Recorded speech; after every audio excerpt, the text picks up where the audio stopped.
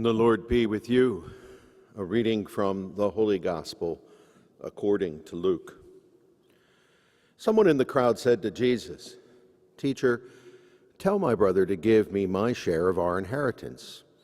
And he replied, "Friend, who has set me up as your judge or arbiter?" And then he said to the crowd, "Avoid greed in all forms. A man may be wealthy, but his possessions do not guarantee his life." And then he told them a parable in these words. "There was a rich man who had a good harvest. And what shall I do?" he said. And he asked himself. And then he said, "I have no place to store my harvest. And I know." And then he said, "I will pull down my grain bins and build larger ones. All my grain and my goods will go there. Then I will say to myself, you have blessings in reserve for years to come. Relax, eat heartily, drink well, enjoy yourself."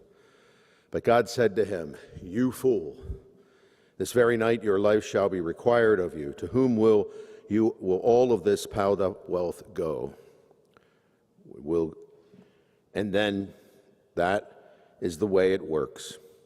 The man who grows rich for himself instead of growing rich in the sight of God. The Gospel of the Lord. Growing rich in the sight of God. There's an old story of a wealthy man who wanted to be philanthropic, so he called in 3 priests that he knew. One of them was a priest who was a diocesan priest, another was a priest who was a Franciscan, and the third was a Jesuit priest. So he calls in all 3 of these priests and he says, "Look to them. Look, fathers, here I'm going to give each of you $1 million. Do with it whatever you want, but know that ultimately I want to take my wealth with me. So I'm going to ask that you do with it as you wish, but bring it to the viewing before my funeral, and I want you to come up to the casket, and I want you to tuck it in to my coffin. So return to me the $1 million that I'm giving each of you." So off the priests went with their $1 million to use as they wish. About 15 years passed, and eventually the man died, and sure enough, there was a viewing before his funeral. His casket was there, open for people to come up and see him. And each priest, of course, went up and said a little prayer, and you could see that each priest tucked something in right in there underneath the man in his coffin. Well, later on, after the funeral, of course, the priests gathered at the lunch afterwards, and they all decided to sit at the same table since they had all been part of this meeting. They knew each other. And eventually, the Franciscan priest said, "Look, in all honesty, I have to tell you that I didn't have all the $1 million. I only gave half of it back because I started using the money to help supply the needs of our soup kitchen, the place where we feed folks who are in need, and I thought I'd have that all caught up at some point, repaid back, but I didn't, so I only gave him about half the amount back." So then the diocesan priest said, "Oh yeah, well, just about 3 months ago, we needed a new roof on the church, and I spent most of the money on that. I only gave back like $300,000. That's all I had, tucked it in there." And the Jesuit looked at these 2 other priests and he said, "Fathers, I'm really disappointed. All he asked was that we give it to him back, let him take it with him. I went right up to his coffin during that viewing and I tucked into his coffin a check for the full $1 million. So there you go. Are we going to take it with us or not? And what are we going to take with us? Well, I think for me, it's not so much a question of the end time from today's gospel. At the end of my life, what do I have? I don't always think of that. I'm not a legacy-minded kind of person. But what I do think about is, what do I have now? And I think the last question of today's gospel really encourages us to think, how is it that we're growing rich? Not so much in the sight of God so that God can judge us, judge whether we're doing right.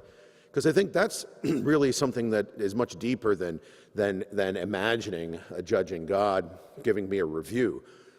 I think what the Gospels today are asking you and I to consider is the ways in which we can, in fact, have for ourselves an integrity, that thing we call integrity. How is this all kind of coming together in some way internally for me?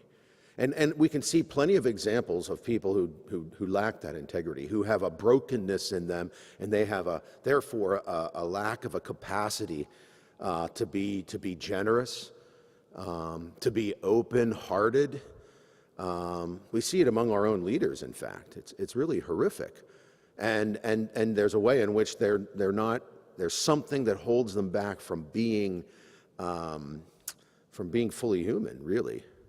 And this idea of greed that Jesus talks about here in today's gospel is one of those things. How are my insecurities? It's usually deeply insecure people who just want to hoard up wealth or who want to hold on to things because there's a deep insecurity there. Now, there's good things that we need to do. If we're all going to retire, we're going to have to live off of investments, so we all need to do the kind of financial planning that's necessary in a modern world. That's true for any organization, it's true for any individual. But I think there's a way in which how much of that controls my life or limits me from being fully myself, from living a full life here and now. Because Jesus Christ came to save us in the now and asks and invites us and models for us what that fullness of life is. And for sure, a kind of a greed, a lack of generosity, a lack of openness of heart is definitely something that impairs us from a full life. And so what is it? What is it that my anxiety and worry is fixated on? Because that might point to something that I need to look at. But then also let's look at our communities. Where are our communities being smart with regards to investments and caring for one another and how we use our resources? And how are we being ridiculous? People trying to create ego projects that are absolutely unessential at a time when people are suffering, at a time when we need to solve real problems and conflicts and wars, where people are losing health care, where we all sit on the precipice of seeing maybe an uptick in the cost of things. Where and how could we be obsessed with projects that talk about placating my ego because of my deep insecurities, or ways in which I might be obsessing about something and therefore missing out on what is inviting me to live a fuller life. So friends, I think today's gospel is a good one. I don't have a song today necessarily, because I think when we get into thinking about how it is that we might take with us or not take with us that full life, my old joke about the Jesuit who is able to write a check for $1 million for some man at the end of his life may teach you and me the ways in which we can, in fact, be clever. Be clever in how we manage those things that we have to manage by way of our finances, without falling into an obsessiveness or a greed, for sure, and a lack of generosity that impairs us from living our Christian life. Amen.